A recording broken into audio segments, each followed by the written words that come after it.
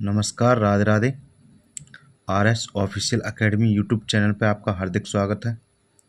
आज हम उत्तर प्रदेश बीटीसी परीक्षा प्रश्न पत्र द्वितीय सेमेस्टर 2017 में गणित में आए हुए प्रश्नों को हल करेंगे, जो हमारा चतुर्थ प्रश्न पत्र है। पहले भी हम 2016 का प्रीवियस ईयर 2016 का गणित का पेपर हल कर चुके हैं। आज हम 2017 में गणित में आए हुए सवालों को हल करेंगे, जिसमें हमारा पहला सवाल है पूर्ण संख्याओं में योग का तत्समक होता है। जो हमारी पूर्ण संख्या होती हैं उसमें योग का तत्समक क्या होता है? Option A 0, option B 1, option C 2, option D 100। जो हमारी जो पूर्ण संख्या होती हैं, ठीक है, इसमें जो हमारा तत्समक होता है, कौन? तत्समक, ये हमारा 0 होता है। क्योंकि अगर 0 में 0 जोड़ेंगे तो क्या रहेगा? 0। अगर 0 में 1 जोड़ेंगे तो कितना हो जाएगा? 1। और 0 में 2 जोड़ेंगे तो कितना हो जाएगा? 2। ठीक है, तो जो हमारा तत्समक है क्या रहेगा? ऑप्शन ए 0 रहेगा। ठीक है, दूसरा प्रश्न है 56, 70, 84 का लघुत्तम सामर्थ्य है 210 है, 420 है, 840 है या 1000 है। ठीक है, इसका लासा निकाल के देखते हैं। 56, 70, 84 का 2 दिन 4, 2 अट्ठे 16, 2 तिये 6, 2 पंजे 10, 2 चौको 8, 2 दिन 4, 2 एकम 2, 2 चौको 8, ये कटेगा नहीं। 2 दिन 4, 2 एकम, 2 सत्ते 14, 35 कटेगा नहीं। 3 से काटते हैं, 3 सत्ते 21, 35 फिर नहीं कटेगा, नहीं 7 कटेगा। 5 से काटते हैं, 5 सत्ते 35, 7 यहाँ पे 7 से काट लेते हैं। ठीक है, 7 एकम 7, 7 एकम 7। तो यहाँ पे जो हमारा लासा रहेगा 2 into 2 into 2 into 3 into 5 into 7 रहेगा। तो देखो 2 दूनी 4, 4 दूनी 8, 8 पंजे 40 इंटू 3 सत्ते 21, 21 चौका 84, 0 कितना है? 1। तो हमारा कितना हो जाएगा? 840 हो जाएगा। ठीक है, अगला सवाल है समीकरण 2.8x बराबर 5.4 प्लस x का हल है। Option A 1, option B 2, option C 3, option D 4। समीकरण को हल करके देखते हैं। 2.8x बराबर 5.4 प्लस x। देखो x इसके पास है, x इसके पास है, x वाले एक तरफ कर लेंगे तो ये प्लस का x है, इधर आके माइनस का हो जाएगा। यहाँ 2.8x है, यहाँ पे 1x है, तो घटाएंगे। देखो 2.8x में से 1x घटाएंगे तो कितना बचेगा? 1.8x। ठीक है, कितना बचेगा? 1.8x बचेगा। तो यहाँ पे कितना बचा? 1.8x बराबर 1.4। तो यहाँ से हल करेंगे x बराबर 1.4, वो 5.4 और 1.8, दशमलव से दशमलव कैंसिल, 18 3 54, तो x बराबर कितना आ जाएगा? 3 आ जाएगा, जो ऑप्शन सी है हमारा। ठीक है, अगला प्रश्न है यदि किसी समबाहु त्रिभुज का क्षेत्रफल 400√3 वर्ग सेमी हो तो उस त्रिभुज का परिमाप क्या होगा? ऑप्शन ए 90 सेमी, ऑप्शन बी 120 सेमी, ऑप्शन सी 150, ऑप्शन डी 180। हल करके देख। माना समबाहु त्रिभुज की भुजा क्या मान लें? ए मान लेते हैं। ठीक है, अब जो समबाहु त्रिभुज का क्षेत्रफल होता है, समबाहु त्रिभुज का क्षेत्रफल क्या होता है? √3/4 ए स्क्वायर। ठीक है, ये आप लोग याद रखना। अब यहाँ पे हमें क्षेत्रफल दे रखा था कितना? 400√3 बराबर √3/4 ए स्क्वायर।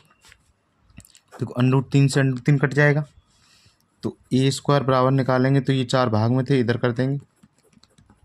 4 × 400 बराबर कितना? 1600 हो जाएगा। तो a बराबर अंडर रूट में 1600 हो जाएगा। 1600 का वर्गमूल कितना होता है? 40 होता है। ठीक है, फैक्टर करके देख लेना आप लोग। और जो त्रिभुज का परिमाप होता है क्या होता है? 3 इंटू ए, अर्थात 3 भुजाओं का योग। तो 3 इंटू 40, 4 12, 120 सेमी हो जाएगा। ठीक है, तो जो ऑप्शन हमारा कौन सा था? ऑप्शन बी हमारा सही हो जाएगा।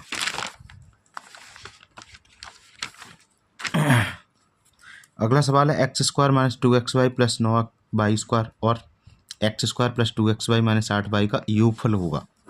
तो option A 2x square, option B 2x square plus y square, option C 2x square minus y square, option C x square plus y square. ठीक है, चलो जोड़ के देखते हैं। एक्स स्क्वायर माइनस का 2xy प्लस का 9y square, x square 2xy 8y square. ठीक है, स्तंभ विधि से जोड़ते हैं। देखो ये प्लस के माइनस के, ये प्लस के कट जाएंगे। यहाँ पे 2x स्क्वायर और 9y में से 8y जाएंगी तो कितनी बचेगी? 1y square. दिख रहा है हमें कहीं? हाँ, ऑप्शन बी में दिख रहा है हमें 2x square plus y square. ठीक है, ये हमारे विकल्प थे। अब हम अतलगोत्री पे चलते हैं। पहला सवाल है एक्स कोष्टक वाई माइनस जेड प्लस कोष्टक में z minus x, z x minus y का मान ज्ञात करना है। ठीक है, चलो मान ज्ञात करते हैं। ये हमने सवाल नोट कर लिया। अब एक्स का गुणा करेंगे वाई के साथ एक्स वाई, जेड के साथ करेंगे तो एक्स जेड, वाई जेड और ये एक्स वाई। यहाँ करेंगे जेड एक्स और माइनस का वाई जेड। देखो एक्स वाई प्लस का माइनस का, एक्स जेड माइनस का प्लस का और ये प्लस का और ये माइनस का, क्या हो जाएगा? 0। ठीक है, तो इसका मान था कितना आया हमारा? 0 आ गया। अगला प्रश्न है एक रेलगाड़ी की चाल x square plus 3x plus 2 kilometre प्रति घंटा है, तो वह x प्लस 2 घंटे में कितनी दूरी तय करेगी? देखो सबसे पहले आप लोगों को फॉर्मूला याद होना चाहिए। दूरी बराबर क्या होता है? दूरी बराबर चाल इंटू समय होता है। ठीक है, दूरी बराबर क्या होता है? चाल इंटू समय। चाल इसमें हमको दे रखी है एक्स स्क्वायर प्लस का 3x प्लस का 2 इंटू हमको समय दे रखा है x प्लस 2। तो यहाँ पे हम गुणा करेंगे x का एक्स स्क्वायर के साथ, एक ये है 2 ये है, कितनी हो जाएंगी? 3। एक ये है 1 ये है, 3x स्क्वायर हो जाएगा और x का 2 के साथ करेंगे तो 2x हो जाएगा। 2 का करेंगे तो ये 2x स्क्वायर हो जाएगा, 2 3 6x हो जाएगा और 2 दूनी 4 हो जाएगा। तो यहाँ पे x क्यों, 3 ये हैं 2 ये हैं, कितने हो जाएंगे? 5x स्क्वायर, 2x और 6x कितने हो जाएंगे? 8x और प्लस का 4। ये हमारा आंसर आ जाएगा। ठीक है, गुणा करना था, इसमें कुछ नहीं करना था। ठीक है, आप लोग गुणा करके देखना, ऐसा ही होगा। अगला प्रश्न है हमारा x प्लस 1/x बराबर 5 दिया हो तो हमें इसका मान ज्ञात करना है। ठीक है, ये हम पिछले भाग में भी कर चुके हैं, वहाँ पे हमारा 2 था। तो इसमें हमको क्या करना था? a प्लस बी का होल स्क्वायर बराबर a square plus B square plus के 2a भी लगाना है। तो x प्लस 1/x का होल स्क्वायर, नहीं सबसे पहले क्या करेंगे? इसको लिख लेंगे। अब दोनों ओर का वर्ग करने पर, क्या करने पर? दोनों ओर का वर्ग करने पर, तो यहाँ पे x प्लस 1/x का होल स्क्वायर बराबर 5 का स्क्वायर कर देंगे। ठीक है, अब इसे खोलेंगे तो x square 1/x square plus 2 into x into 1/x और 5 का स्क्वायर कितना हो जाएगा? 25। एक्स से एक्स कट जाएगा, एक्स स्क्वायर 1/x स्क्वायर 2 एकम 2 हो जाएगा बराबर 25 हो जाएगा। यहाँ से ये 2 प्लस के उधर ले जाएंगे तो किसके हो जाएंगे? माइनस के हो जाएंगे। तो 25 में से हम 2 घटा देंगे तो कितना बच जाएगा हमारा? 25 में से 2 गया तो कितना बचा? 23। ये हमारा आंसर आ जाएगा। ठीक है, पिछले भाग में भी हमने ये सवाल कराया था, ऐसा ही बिल्कुल सेम टू सेम था। अगला प्रश्न है माइनस के 9/11 के योगात्मक प्रतिलोम ज्ञात कीजिए। देखो एक योगात्मक प्रतिलोम होता है एक गुणात्मक प्रतिलोम होता है, ठीक है, एक योगात्मक और एक गुणात्मक। देखो इसमें तो कुछ नहीं, चिन्ह बदलना है, चिन्ह बदलते हैं और इसमें क्या है उल्टा कर देते हैं, उल्टा व्युत्क्रम मतलब, ठीक है। तो इसमें योगात्मक प्रतिलोम पूछ रहा है, तो इसमें योगात्मक प्रतिलोम देखो -9/11 है, मैंने बोला था चिन्ह बदलना है, तो क्या हो जाएगा 9/11 माइनस का, चलो माइनस का गुणा करके देख लेते हैं, तो माइनस माइनस प्लस 9/11 अर्थात ये 9/11 हो जाएगा, ठीक है। आप लोग याद रखना, योगात्मक में चिन्ह बदलते हैं और गुणात्मक में उल्टा कर देते हैं। अगला प्रश्न है हमारा, एक त्रिभुज का क्षेत्रफल 48 सेमी है, उसकी ऊंचाई 8 सेमी, त्रिभुज के आधार की माप ज्ञात कीजिए। पिछले हमारे 2016 के पेपर में ऐसा ही सवाल आया हुआ था, इसमें भी आया हुआ है। तो देखो मैंने बताया था ऊंचाई और आधार दिया हो, ऊंचाई और आधार दिया हो तो हम समकोण त्रिभुज का क्षेत्रफल लगाते हैं। समकोण त्रिभुज का क्षेत्रफल क्या होता है 1/2 आधार इंटू ऊंचाई, ठीक है। अब त्रिभुज का क्षेत्रफल हमको दे रखा है 48, तो हमने 48 लिख दिया, 1/2 आधार हमको दे रखा है कितना, नहीं दिया, ऊंचाई दे रखी है हमें 8, आधार हमें दिया नहीं है, आधार ऐसा ही लिख लेते हैं, ऊंचाई हमको 8 दे रखी है, तो 2 चक 8 हो जाएगा यहाँ से, ठीक है। और 4 से काट देंगे तो 4 एकम 4, 4 दूनी 8, जो हमारा आधार था वो कितना निकल के आ जाएगा 12 सेंटीमीटर निकल के आ जाएगा, ठीक है। आप लोग बस फॉर्मूला याद रखना, बाकी काट कूट करनी है, इसमें करना कुछ नहीं है। फॉर्मूला रखने के बाद यहाँ पे हमने क्या कर दिया क्षेत्रफल रख दिया और यहाँ पे ऊंचाई रख दी, तो 2 से 8 को काट दिया 4 बार और 4 का भाग दे दिया हमने 48 में चला गया 12 बार, तो ये हमारा आधार आ गया, ठीक है। अगला प्रश्न है हमको हल करना है, -5 कोष्टक में, -45 कोष्टक में है और बाहर भी है, ये भाग का चिन्ह है, -15 है, प्लस -3 × 5 का मान ज्ञात करना है, ठीक है। तो मैंने बोला था बोड़ा मास में सबसे पहले भाग का हम हल करते हैं, तो -5 जब 15 का भाग लगाएंगे 45 में तो कितनी बार जाएगा 3 बार, क्योंकि माइनस से माइनस कट जाएगा, ये प्लस और माइनस क्या हो जाएगा -5। इसके बाद हम गुणा करते हैं, तो -5 -3 5 15 हो गया, जब ये हमारा 15 हो गया, ठीक है, तो ये अब सब जोड़ दो, क्या जोड़ का चिन्ह तो है नहीं, तो -5 -3 -15 कितने हो जाएंगे -23 हो जाएगा, ठीक है। सबसे पहले भाग का चिन्ह हल करते हैं, फिर गुणा का, फिर जोड़ का, फिर घटाए का, ठीक है। इस प्रकार हल करते हैं, कभी भी सवाल आए तो पहले आप लोग इस प्रकार करना, ठीक है। अब हमारे लघुत्तरीय प्रश्न पे चलते हैं। अब इसमें 12वां सवाल है, कह रहा हुआ छोटी छोटी संख्या ज्ञात कीजिए जिसमें 7 घटाने पर 12 16 18 21 से विभाजित हो जाए, ठीक है। तो सबसे पहले हम जो 12 है 16 है 18 है और 21 है, मैंने पिछले वाली वीडियो में भी आपको बताया था छोटी से छोटी हो या कम से कम हो, क्या हो कम से कम हो, तो हमको क्या निकालना है लासा निकालना होता है, क्या निकालना होता है लासा, तो इनका हम लासा निकालते हैं, ठीक है, का लासा। तो 12 16 18 और 21 का लासा निकालते हैं, चलो 2 से काटते हैं, 2 × 12 2 × 8 16 2 × 18 21 कटेगा नहीं, 2 से काटते हैं, 2 × 3 6 2 × 4 8 9 कटेगा नहीं, 21 भी नहीं कटेगा, 2 दूनी 4 3 नहीं कटेगा, 9 नहीं कटेगा, 21 नहीं कटेगा, एक बार और काटते हैं, 2 × 2 3 कटेगा नहीं, 9 कटेगा नहीं, 21 कटेगा नहीं, 3 से काटते हैं, 3 × 3 3 × 9 3 × 7 21, फिर 3 से काटते हैं, 3 × 3 7, फिर 7 से काट देते हैं, ठीक है।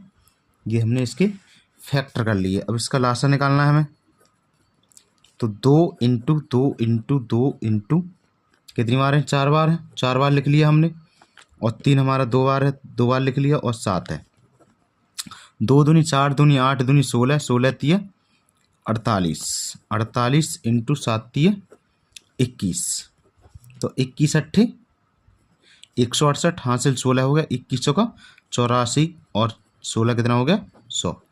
तो छोटी से छोटी संख्या इसमें कह रहा है 7 घटाने पर, देखो अगर जोड़ने को कहा जाए तो इसमें से घटा देना, और घटाने को आ जाए तो इसमें जोड़ देना। तो छोटी छोटी संख्या कितनी आ जाएगी, छोटी से छोटी संख्या।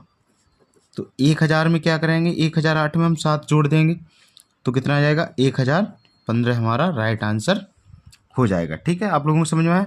अगर किसी सवाल में घटाने को कह रहा है तो लास्ट में जो लास्ट आए उसमें जोड़ देना, अगर जोड़ने को कह रहा है तो लास्ट वाले आंसर में हमें घटा देना है। ठीक है, इसी प्रकार अगला सवाल है, एक आयताकार मैदान की लंबाई 80 मीटर है, चौड़ाई 60 मीटर है।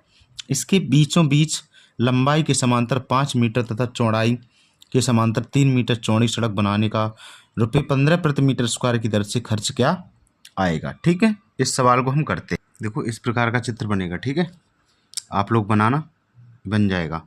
अभी मैं आपको दोबारा बता दूंगा। यहाँ पे देखो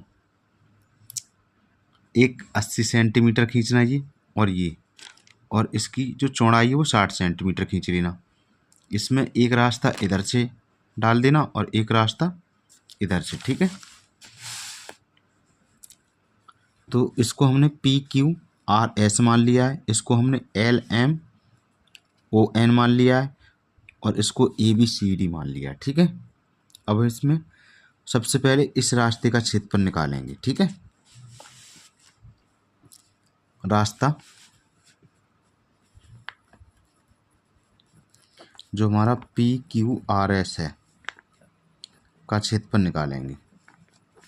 ये एक आयत के प्रकार का है, रेक्टेंगल के आकार का है। ठीक है, यहाँ से यहाँ तक की चौड़ाई इसकी कितनी है, 80 है वो लंबाई, और इसकी चौड़ाई कितनी है, 5। तो 8 पंजे 40, 400 मीटर स्क्वायर हो जाएगा। ऐसे ही निकालेंगे LMNO का क्षेत्रफल। ठीक है, किसका, LMNO रास्ता है ये भी का क्षेत्रफल। जब इसका क्षेत्रफल निकालेंगे तो इसकी लंबाई ये कितनी हो जाएगी, 60, और चौड़ाई कितनी हो जाएगी, 3। तो यहाँ पे लिख देंगे 60 × 3, 6 3 कितना लिख देंगे, 60 × 3 लिख देंगे। तो 6 3 18, 180 मीटर स्क्वायर हो जाएगा। अब जो रास्ता बचा हुआ है हमारा XYZ का क्षेत्रफल,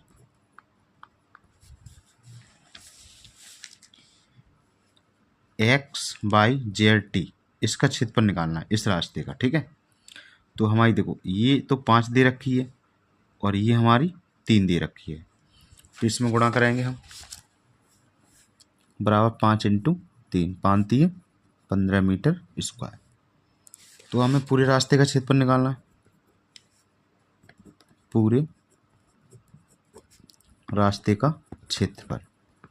तो क्या करेंगे, जो पहले वाला रास्ता प्लस दूसरे वाला रास्ता और ये बीच वाला रास्ता घटा देंगे। अब ये 580 में से 15 घटा दो, कितने बच जाएंगे, 565 मीटर स्क्वायर बच जाएगा। ठीक है, इतना आंसर आ गया हमारा। लेकिन इस सवाल में हमसे 15 रुपये प्रति मीटर और पूछ रहा था। क्या कह रहा था कि 15 रुपये प्रति मीटर स्क्वायर की दर से कितना खर्च होगा। तो चलो खर्च भी निकाल लेते हैं। तो रास्तों को बनवाने में खर्च, रास्तों को बनवाने में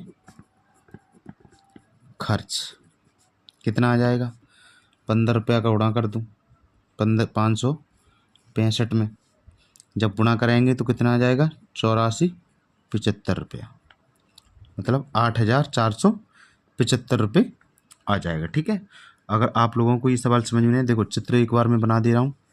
ऐसे खींचना, इस प्रकार खींचना, इस प्रकार खींचना, इस प्रकार खींचना, बीच में 2 रास्ते बना देना इस प्रकार।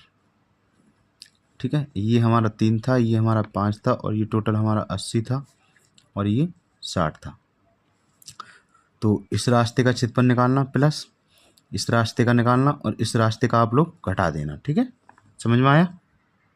अगला सवाल है हमारा, यदि ABC और त्रिभुज PQR में AB बराबर 3.5 सेंटीमीटर हो, BC बराबर 7.1 सेंटीमीटर हो, AC बराबर 5 सेंटीमीटर हो, पी क्यू बराबर 7.1 सेंटीमीटर हो, क्यू आर बराबर 5 सेंटीमीटर हो और पी आर बराबर 3.5 हो, तो दोनों त्रिभुजों की सर्वागसमता का परीक्षण कीजिए। ठीक है, तो इसमें हमें सर्वागसमता बतानी है, परीक्षण करना है इसमें सर्वागसम का। तो सबसे पहले दिया है त्रिभुज एबीसी में देख लेते हैं। त्रिभुज एबीसी में हमको दे रखा है ए बी बराबर 3.5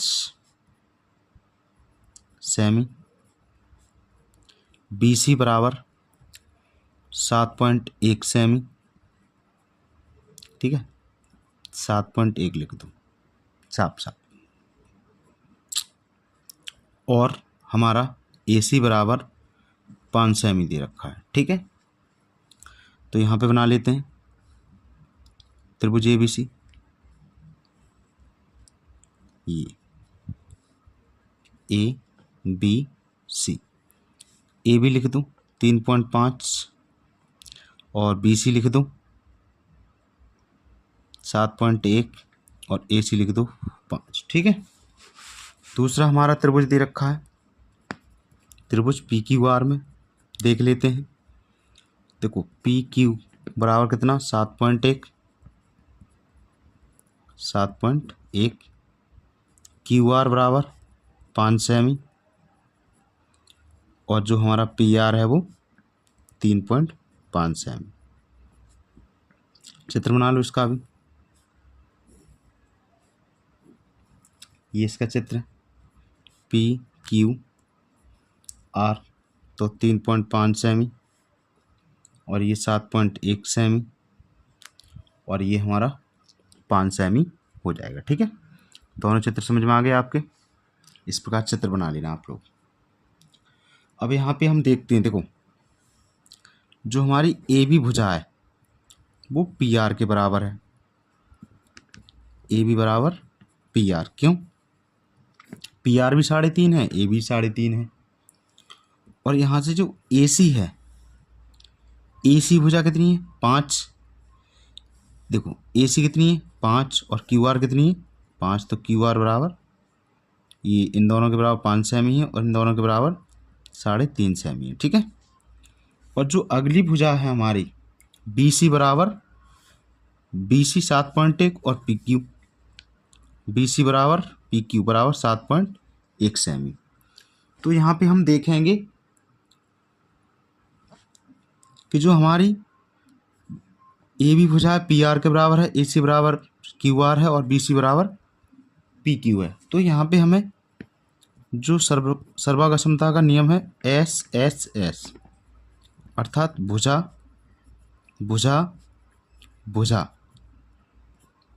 ठीक है, ये नियम लग रहा है। इस नियम से सर्वागसमता के नियम से,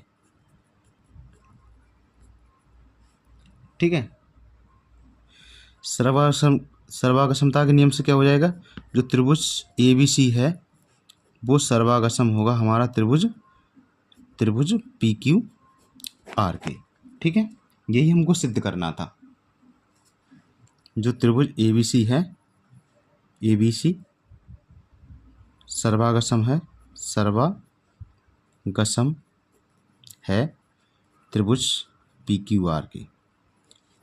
ठीक है, समझ में आया?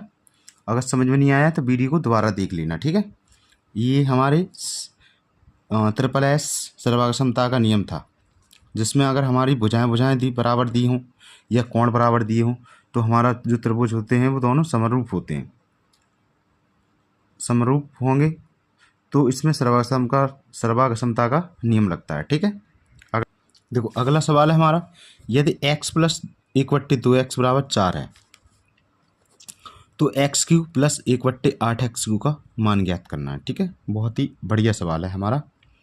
पिछले में हमने a प्लस बी का होल स्क्वायर था, इसमें हमको a प्लस बी का होल क्यू करना है।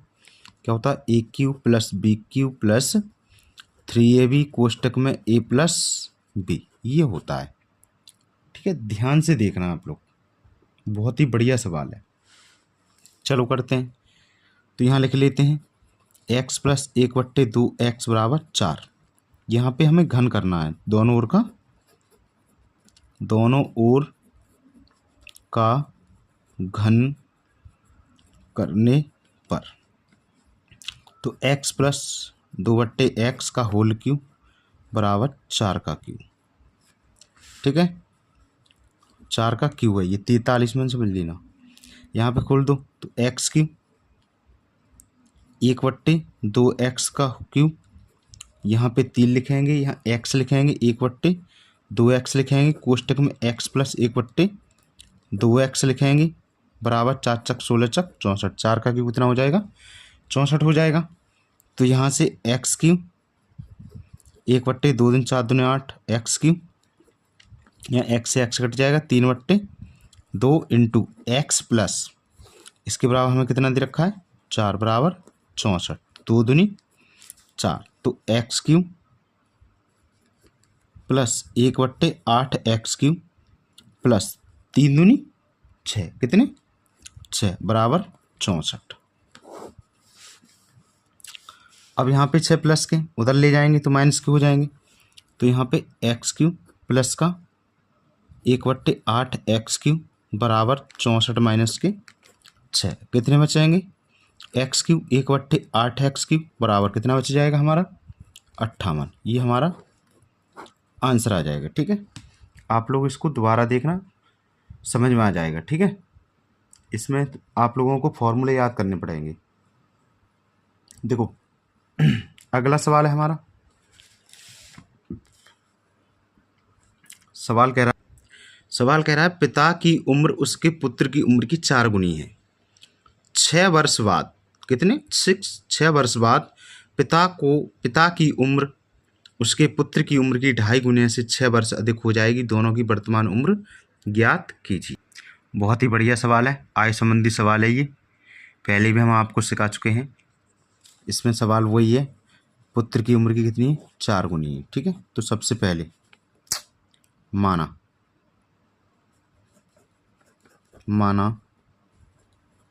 पुत्र की वर्तमान आयु क्या मान लेंगे?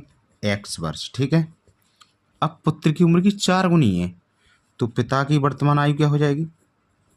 पिता की वर्तमान आयु कितनी? 4x, क्योंकि 4 गुनी है। ठीक है, यहाँ तक समझ में आया। अब कह रहा है 6 वर्ष बाद। 6 वर्ष बाद मैंने आपको ये बताया था, पहले बता चुका हूँ मैं। बाद वाले में क्या है? हम जोड़ते हैं और पहले वाले में हम घटाते हैं। ठीक है, इसको आप लोग याद रखना। 6 वर्ष बाद तो पुत्र की आयु कितनी हो जाएगी?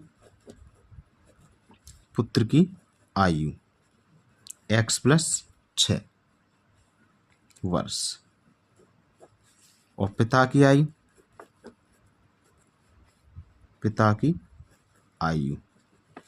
4x प्लस 6 वर्ष।